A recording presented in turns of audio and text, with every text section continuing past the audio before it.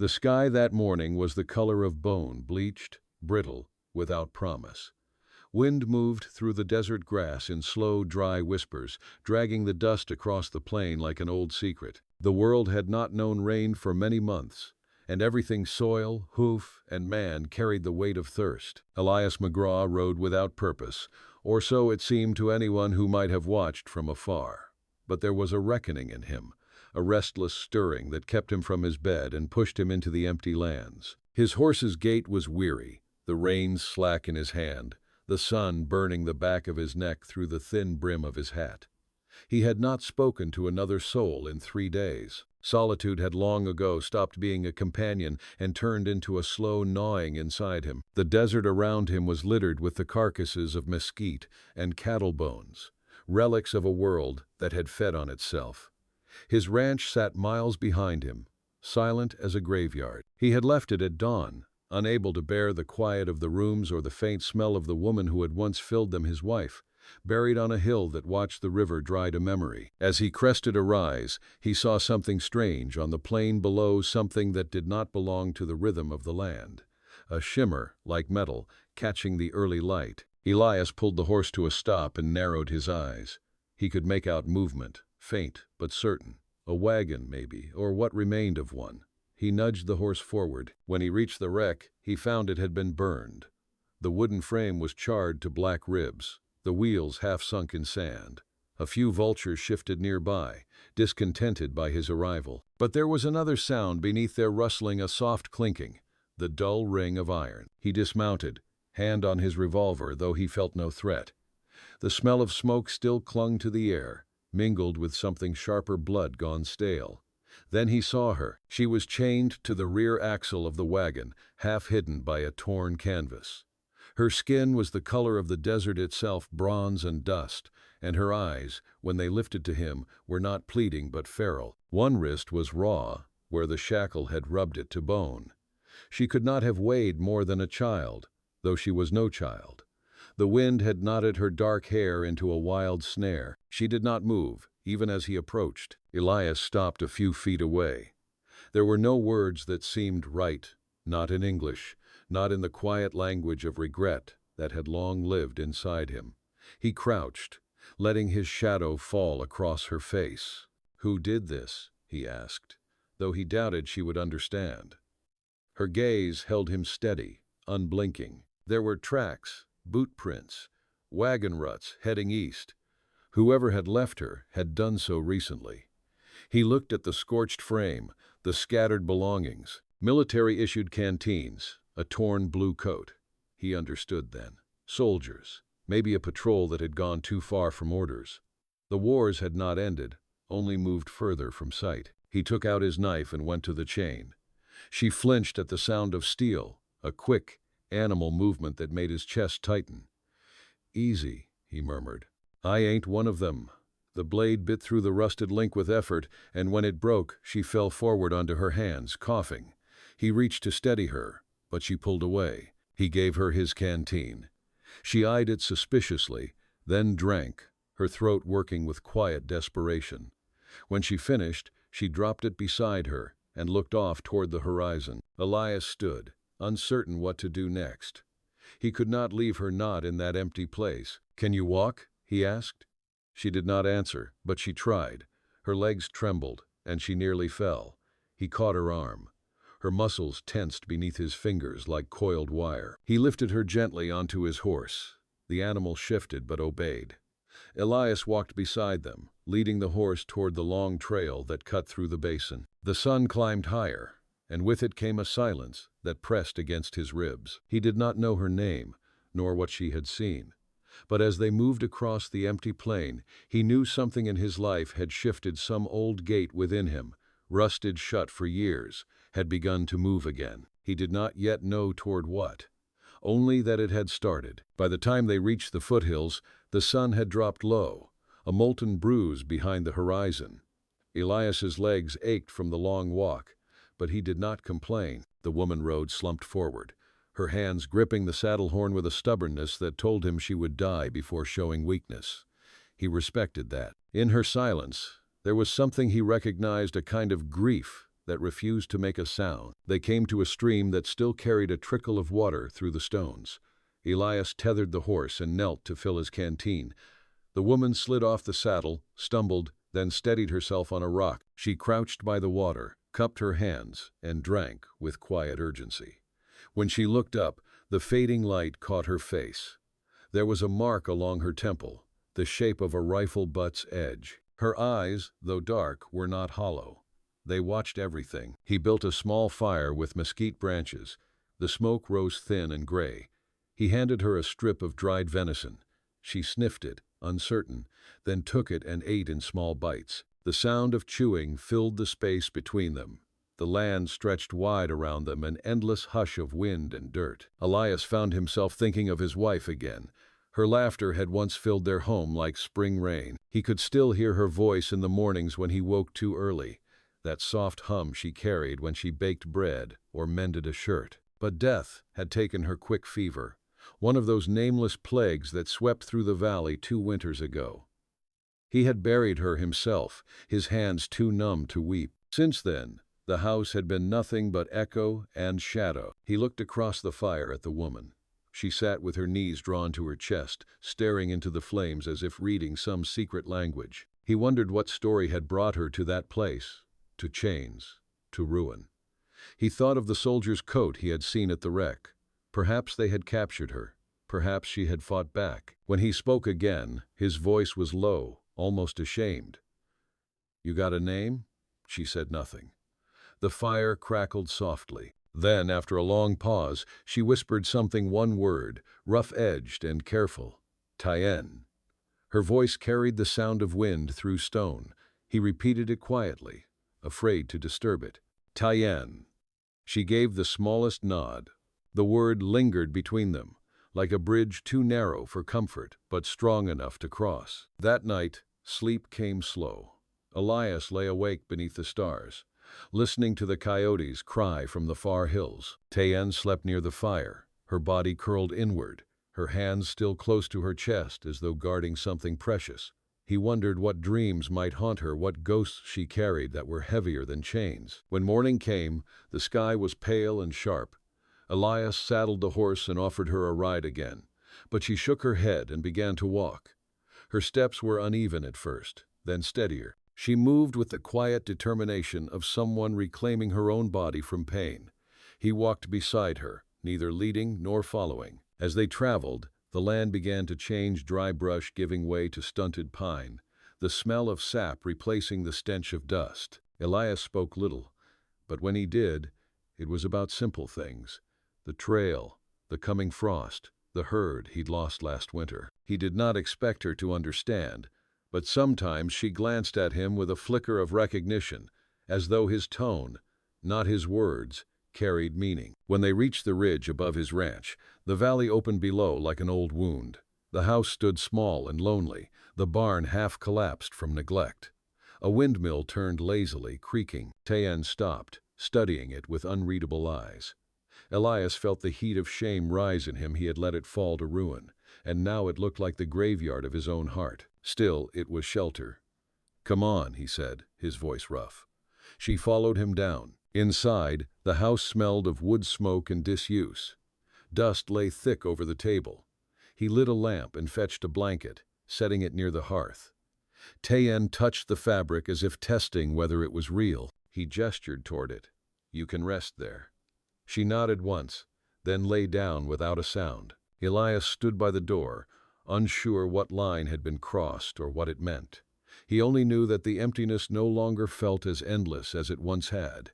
There was breath in the house again, quiet, human, fragile. Outside, the wind whispered through the pines, carrying with it the faint promise of change. Morning bled into another, crisp and spare. Frost feathered the window panes, and the stove took its time remembering heat. Elias split kindling behind the house, breath puffing white, arms moving in a steady rhythm that worked the stiffness from his shoulders. He heard Tien stirring within, a light shift of weight on the floorboards, the faint rasp of blanket against wood. When he came in, she was crouched near the hearth, feeding the fire with careful hands, each movement exact, as if the flames were a wild thing that might spook. He set the wood by the stove and poured coffee. She watched the steam rise, cautious. He filled a cup with water instead and pushed it across the table. She nodded once and drank, eyes traveling the room the way a scout reads a ridgeline. He could feel her measuring the distance between door and window, gauging what could be used as a shield, what might turn to weapon if pressed. It did not trouble him. Caution was a kind of prayer in such country. The day turned to work. There was always work, and the ranch, though thinned and leaning, answered when called. He led a lame gelding from the shed, showing her how the hoof had split and where the rot worked under the line. She approached the horse from the shoulder, speaking soft in her own tongue, a low music he did not understand. The animal stilled. Elias watched, surprised by a small warmth that flickered under his ribs. She looked up at him once, brief as a sparrow's glance, then pressed cloth to the wound and bound it with a strip torn from a grain sack. Her fingers were quick and sure. She had learned pain's habits and did not flinch when it looked back at her. He mended fence, set new posts where the ground allowed, hauled wire that sang a tired song. She followed with a bucket and hammer, staying near but never underfoot. When he showed her how to loop the wire and twist it clean with the pliers, she studied the motion and then made it smoother, wrists turning with that same economy he had seen at the hearth. The wind came up and carried the smell of far snow. A hawk circled high, bright as a shard of sky. They spoke in small parcels, names for simple things: water, horse, bread. She learned his slowly, almost unwillingly, like a door that creaks open only to admit light in a thin blade. Elias. When she said it, the sounds fell differently, softer. He tried her word again in his head. Tayen. It moved through him like a creek that had found an old channel. In the evenings, he drew the fiddle from the shelf where it had slept under dust since the burying. The strings had gone slack with grief. He tuned by memory, turning the pegs until the note found its place. Tayen sat near the stove, mending a torn work shirt with thread he had not known remained in the house. When he set bow to string, the first note came rough, then steady. The tune was simple, one his mother had hummed when storms dragged over the plains, and the cattle tucked their heads toward the ground. He did not look at Tayen, but he felt the room settle, the way pasture settles after a stampede, breathing again in slow measure. When he ended, her hands were still. She did not smile, but her eyes had softened the way water softens stone. The days shaped themselves into a quiet pact. He brought in wood each morning and left it by the stove. She kept the fire. He worked the north pasture. She took the kitchen yard, scrubbing the trough, sweeping the stoop, laying out strips of meat to dry on a rack she fashioned from willow and wire. Once he found her standing under the cottonwood, face lifted into the spare sunlight, lips moving in prayer. He stepped back and left her to it. A man's belief ought not to be crowded by another's steps. At night, he read by lamplight from a thin, worn book his father had carried along the trail when they came west, a book of psalms and stubborn hope. He did not preach from it, not to her, not even to himself, but he let the words pass through his mouth, as a man might let water pass through his hands, feeling the shape of it, the cool. Tayen listened sometimes, sometimes not. He did not ask. Winter rode closer. A gray fox took chickens from the coop, quick and near invisible, leaving only a scatter of feathers like snow's first rumor. Elias set a trap that stayed empty for 2 nights. On the third, he woke to the cry and went out with a lantern. The fox lay trembling, one paw caught. Its eyes flashed, hot with fear. He raised the shovel and stopped. Tayen had come up beside him without sound, blanket around her shoulders, hair heavy with frost. She knelt, murmured to the animal, then poised the blade and brought it down clean and merciful, one sure strike. Elias felt the heat of shame and gratitude in equal measure. He would have done it, but not as clean. That same day, a rider cut across the lower meadow, a black speck moving deliberate as news. Tayen saw him first and stepped back into the shadow of the shed, eyes gone hard. Elias's hand found the stock of his rifle and rested there, not lifting it yet. The man came on and resolved into Sheriff Tuttle, hat pulled low, badge like a small sun on his vest. The horse blew steam. The sheriff tipped his head, eyes sliding over the yard, the door, the half-mended fence, as if they were lines in a ledger. "Morning," Tuttle said, his voice dry as flour. "Got word of trouble out by the basin. Burned wagon. Blood. You ride that way?" Elias felt the ground tilt under him, no more than a breath. He did not look toward the shed. "I was out that way," he said. "Saw smoke. Nothing left but bones and ash." The sheriff studied him, the way a man studies weather that might turn. "You see anyone?" Elias let the silence sit between them like a weak fence. "Coyotes," he said at last. "Vultures. Same as always." Tuttle nodded slow. His gaze moved again over the yard and paused as if listening to the house's breath. Then he gathered his reins. "If you hear of anything," he said, "you ride in." He turned the horse and left the way he had come, dust writing his name on the air. When the sound of hooves had dwindled, Tayan stepped out, jaw set, eyes steady. He could see the calculation in her face, the readiness to run that lived near her skin. He shook his head once, small. "You are safe here," he said, and though she could not take every word, she took the weight of them. Something inside her loosened a single notch, not enough to be called trust, but the direction was true. That night, the cold deepened. A thin moon hung above the ridge.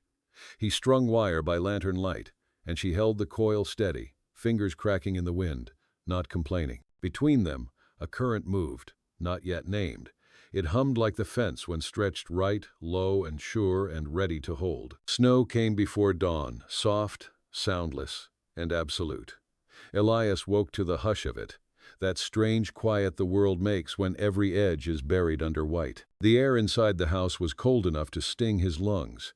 He stoked the fire, then looked toward the hearth where Tayan still slept. Her face was half hidden by the blanket, the tips of her fingers peeking from beneath, cracked and pale but alive. For the first time in months, the place smelled not only of ash but of bread, faint and sweet.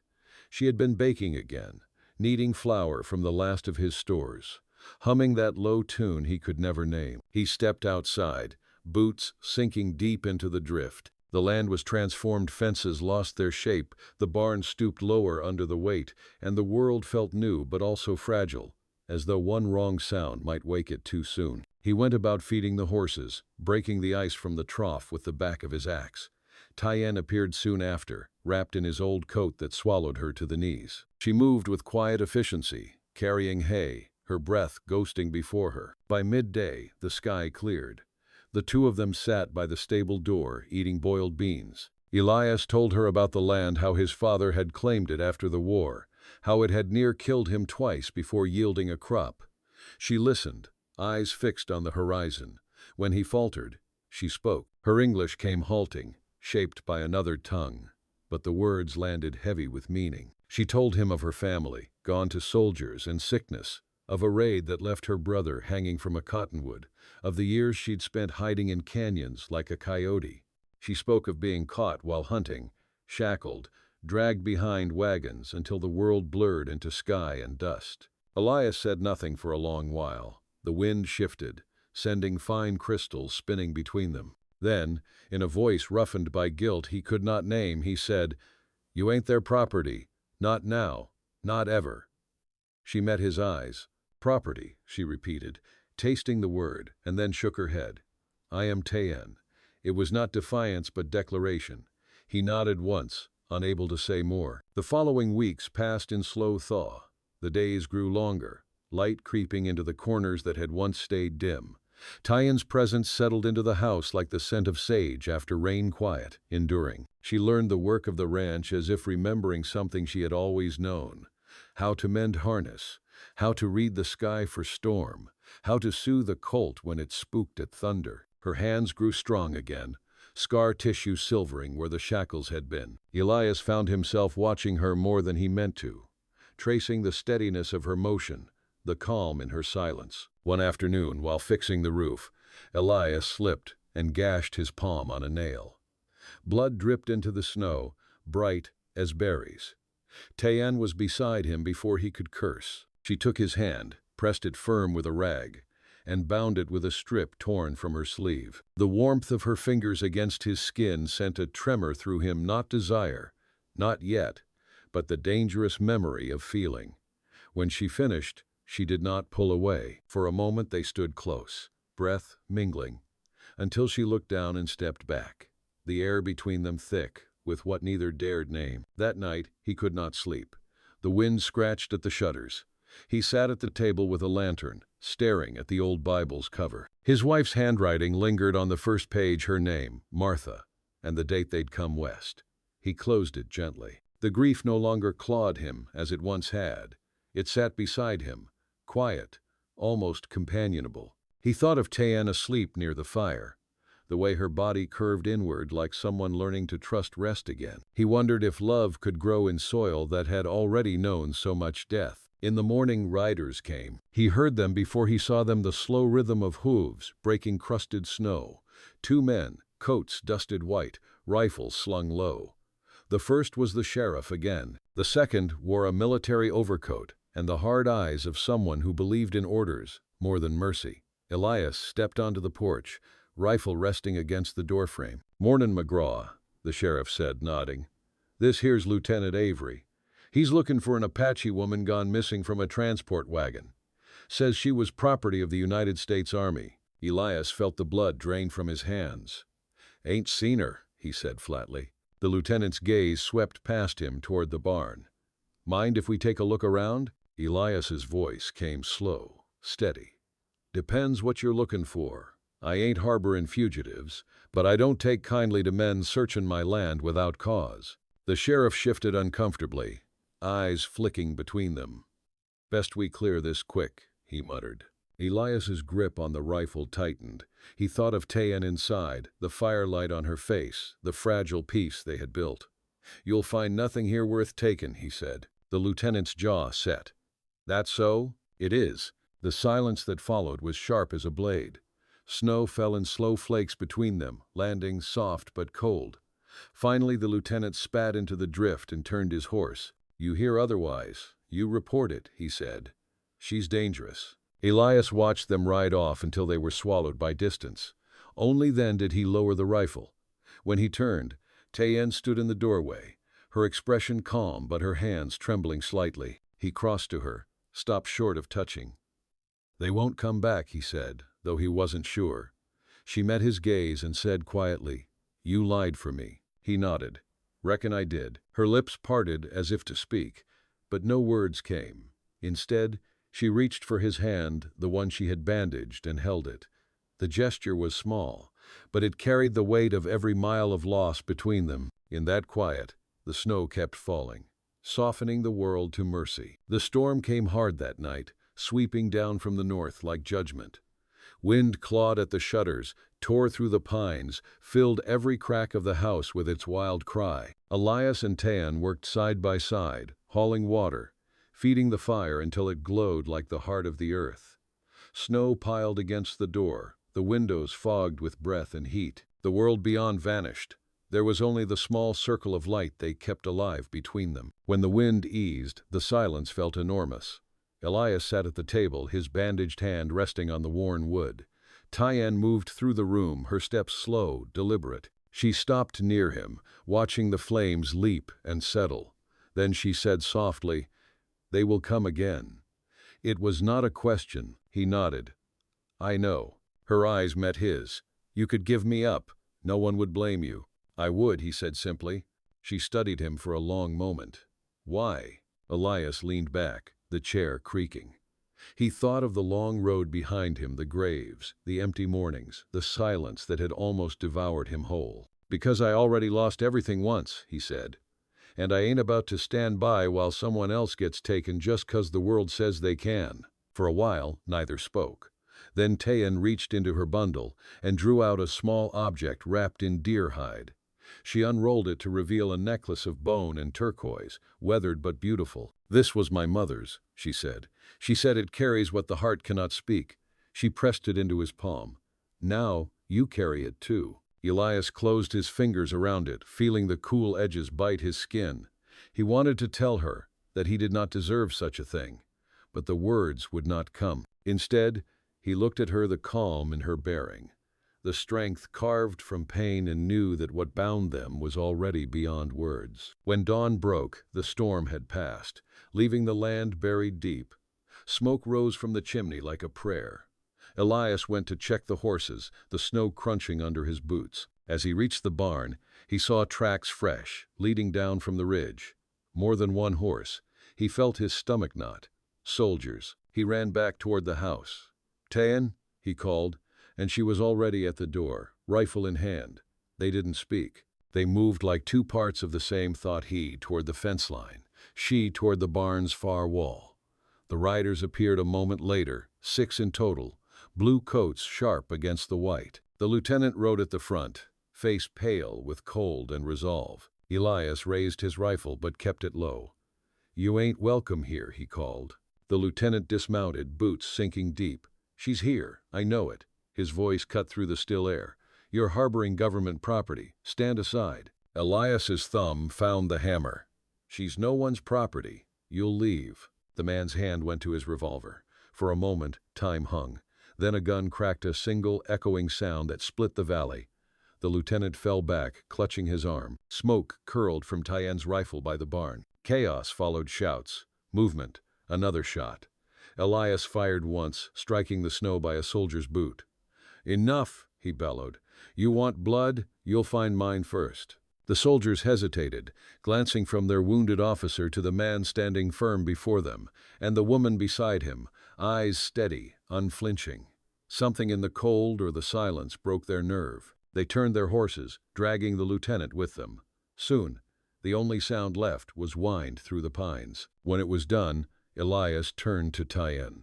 She was shaking, but not from fear. The rifle slipped from her hands and fell to the snow. He went to her, pulled her close. For the first time she did not pull away. Her face pressed against his chest, her breath quick and uneven. "They will come again," she whispered. "Maybe not tomorrow." "Then we'll be ready," he said. "Or we'll run. Together." She looked up at him then, eyes shining with something fierce and alive. "Together," she repeated. Spring came slow to the high country. The snow melted, giving way to rivers swollen and bright. The land breathed again. They rebuilt the fence, planted a small garden by the porch. Tayan's laughter began to sound more often soft at first, then fuller, like a song remembered after years of silence. Elias found himself smiling without meaning to, the deep kind of smile that begins in the chest and surprises the mouth. On the day they rode into town for supplies, heads turned but no one spoke. She rode beside him, chin lifted, the turquoise necklace gleaming against her throat. The sheriff nodded once as they passed. The world, Elias thought, might not ever understand, but it did not need to. Understanding was overrated. Living that was the miracle. That night, as the sun sank behind the hills, Elias stood with Tayan on the porch. The wind carried the smell of sage and distant rain. He took her hand, roughened by work but warm. "This land's yours as much as mine now," he said quietly. She smiled, a small, certain thing. "Ours," she said, and the words settled into the air like truth. Behind them, the house glowed with lamplight. Before them, the wide country waited wild, harsh, and endless, yet somehow new again. Elias tightened his arm around her shoulders. For the first time in years, he felt the world breathe with him. The wind moved through the grass, gentle this time, carrying no ghosts, only the sound of two lives beginning again.